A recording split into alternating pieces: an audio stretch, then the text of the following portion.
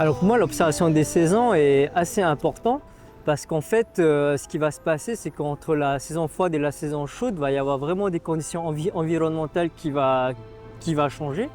Par exemple, en saison chaude, la température de l'eau de la mer est plus importante. Il va y avoir aussi les alizés qui vont être plus présents, la houle. Et en fait, toutes ces conditions environnementales vont impacter la vie sous-marine d'une manière ou d'une autre. Et en général, quand on rentre dans la période de saison chaude, qui est aussi liée à Matari Inia, on va rentrer dans la période de reproduction des animaux marins. Vraiment à partir de novembre, en fait, il va y avoir certains phénomènes de reproduction, et notamment moi avec l'association, je suis les reproductions d'un corail en particulier qui s'appelle le Polytes russe. Et à partir du mois de novembre jusqu'en mai, il va se reproduire au moins une fois par mois.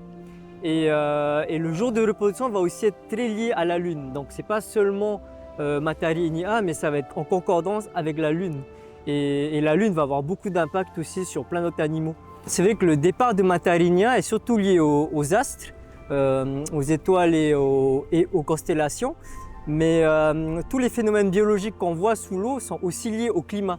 Donc souvent Matari Inia, en fait le début de Matari Inia, c'est aussi le début de la saison chaude. Maintenant, la saison chaude, ce n'est pas forcément un jour bien précis, ça va vraiment dépendre des conditions météo. Et notamment avec le changement climatique, il peut y avoir des petits décalages. Donc pour moi, oui, bien sûr que c'est d'actualité, mais le moment exact à laquelle les phénomènes biologiques vont se passer vont être très dépendants du climat et de l'environnement, quoi.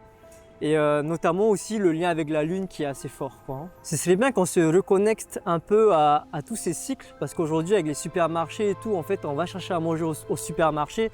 Du coup on se rend plus bien compte de l'importance que c'était d'observer la lune, d'aller à la pêche au bon moment et tout ça. Et ça finalement, ces connaissances-là nous rapprochaient beaucoup de la nature.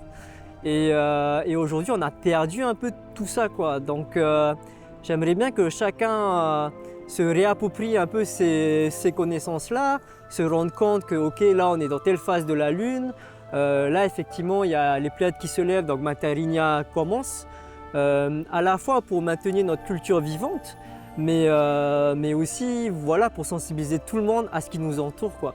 Parce qu'on a tendance à oublier un peu, se détacher, être sur nos écrans et tout ça.